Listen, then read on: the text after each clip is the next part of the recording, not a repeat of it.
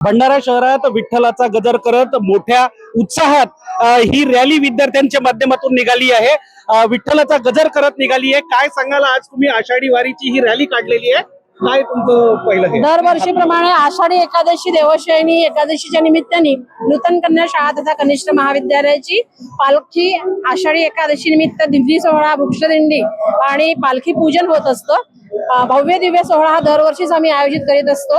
एकंदरीत 2215 विद्यार्थिनींपैकी 1500 विद्यार्थिनी या सोहळ्यामध्ये भाग घेत असतात आणि प्रचंड असं उत्साहपूर्ण वातावरण असतं। आणि या वातावरणामध्ये हा दिंडी सोहळा, पालखी पूजन माननीय व्यवस्थापन मंडळाच्या उपस्थितीमध्ये आणि मान्यवरांच्या, समाजातील बांधवांच्या आणि प्रतिष्ठित नागरिकांच्या समोर आम्ही हा साजरा करत असतो आणि पालखी पूजन करत असतो।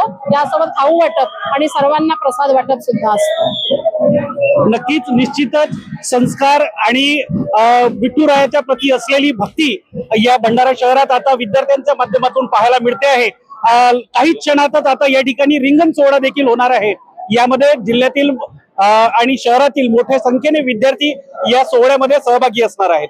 शशिकांत भोयर, लोकशाही मराठी, भंडारा। लोकशाही मराठी, ऐका, पहा, जागरूक रहा।